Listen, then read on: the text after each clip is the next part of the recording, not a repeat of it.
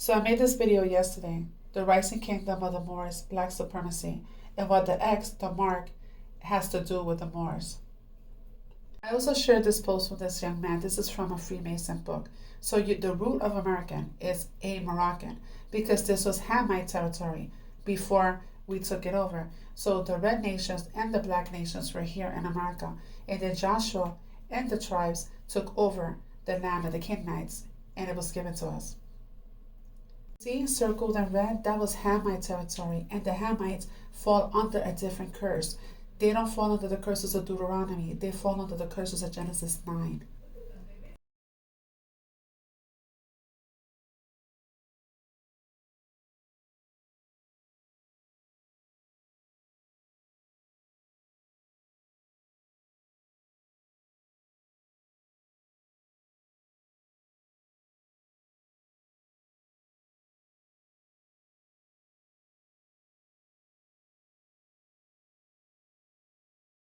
So the Moors were Muslims, so obviously we not share the same God. We don't. We are Haikus, the Shepherd Kings, and we share the same territory. So this goes all the way to when Joseph was sold to the king of Egypt, and he became the prince of Egypt, and his brothers came over, and then eventually we settled in Egypt. But when the Pharaoh and Joseph died, after a while, we got enslaved again. So we came to live in Egypt in more territory, and they enslaved us. And the black races, the Egyptians, were black, and they enslaved us. And again, we are Haikus, we are the Shepherd Kings. And you're going to see that the Moors were the black races, and we are the red man, the red nations.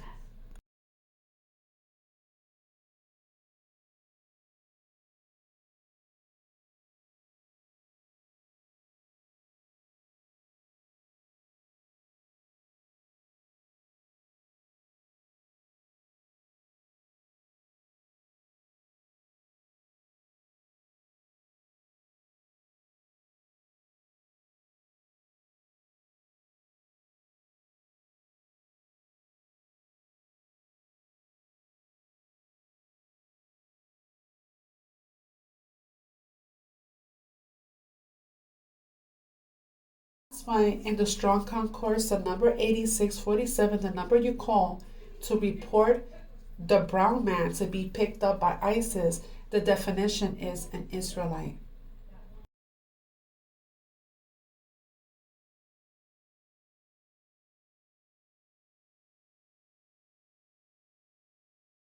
So let me remind you, it was the black nobility that was in charge of our colonization before they fell into captivity. Julius Caesar was black, Christopher Columbus was black, it just goes on and on. And you see, they fell into captivity to the wild man, and then everything was whitewashed. Average person, what happened at the end of World War One, and what the Bolshevik Revolution was about, they had no idea that it was the black SARS that was removed out of Russia.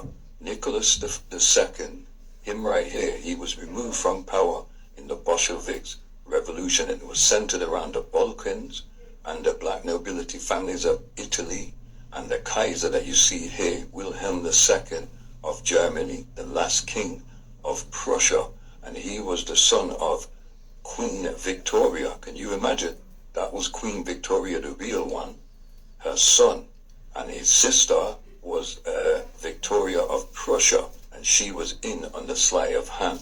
Obviously, we know the history of Britain with the black Vikings and black Normans. We know about black Saxons and stuff, but ultimately it was these black nobility families fighting each other. So you had the Habsburgs family, Hohenzollern and stuff in Germany, Austria and Hungary.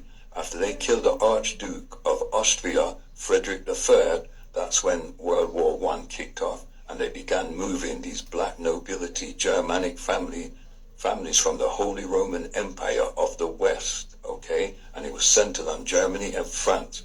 William the Conqueror was a noble from the French black people. His surname was Conquerant. He weren't just a conqueror, they hided that. So we put in all this in these books for you about Louis XIV, the 15th and the 16th, and Maria Antoinette, Leopold I and the Habsburg dynasty that was ruling in Austria and Hungary and Italy, the Venetian bloodlines, the Medici families, All of this we've put into this book to make you understand that World War One is told to us in a false way, so we don't understand it was that war that they used to remove the black families once and for all.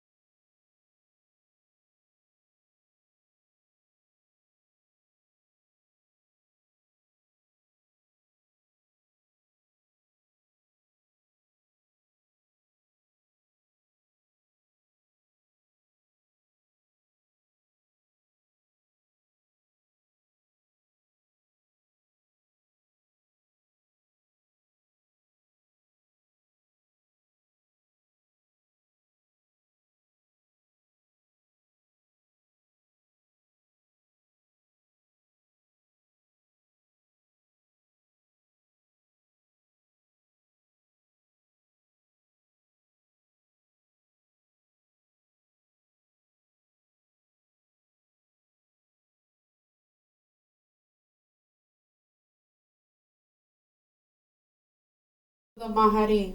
This is the guy who's going to come in and be a savior to the Muslim people, right? Who happens to be a descendant of the Prophet Muhammad. What's interesting, because Queen Elizabeth is a descendant of the Prophet Muhammad, and so is Obama.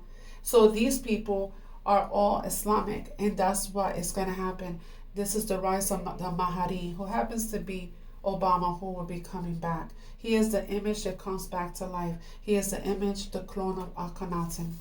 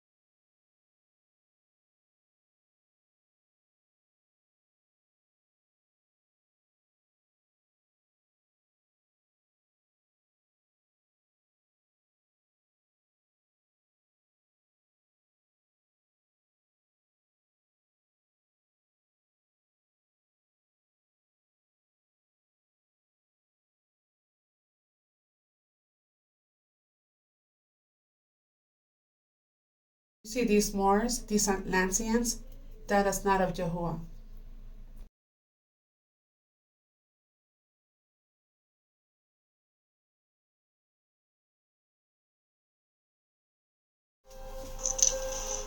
Y'all confused because the map lied. Your ancestors weren't lost, they were split. Let me show you how Atlantis, Africa, and America never separated. Pangea was the original body before colonization, before slavery, before names like Africa, America, and Europe. There was Pangea. One land, one people, one scroll. And who ruled the land? The Atlanteans, the Moors, the priest kings of the flame, the black gods that walked with serpent crowns and water codes. Atlantis was the heart, not a myth. Atlantis wasn't some Greek fairy tale, it was the center node of Pangea, a continent of law, technology, and spiritual mastery. Located between modern-day West Africa, the Caribbean, and the American South. That's why when Atlantis sank, West Africa got hit, the Gulf of Mexico was reshaped, the Caribbean scattered, and the mound sites of Alabama, Mississippi, and Georgia were left as the crumbs of a fallen empire. The Moors were survivors of Atlantis. After the flood and fragmentation of Pangea, the Atlanteans didn't die. They became the Moors. Mu equals original sea mother, as in Lumeria. Ur equals flame, light, and law equals Moor. those who carried the water and fire scrolls after Atlantis fell. These Moors spread into West Africa, North Africa, and what we now call America, building pyramids, mounds, and star-aligned sites. Pyramids in the Mississippi Valley, mounds identical to Nubian temples, Moorish architecture in pre-colonial Mexico, Peru, and Mississippi, Negro forts in Florida before Columbus, West African Olmec heads in Mesoamerica. Africa and America were one land, then ripped. The transatlantic slave trade wasn't just a trade. It was a return to what was once connected.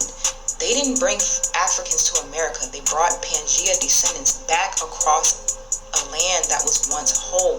That's why the DNA of Gullah Geechee people matches tribes in Sierra Leone. That's why the black Seminoles knew the stars like Egyptian priests. That's why the Mississippi means great serpent water, the same as the Nile. Think, guys. Shatuma, Kigawe, Pangea, Nigash. I return through the ancient path, the one the land rises. Ashe, Amin, Ahu.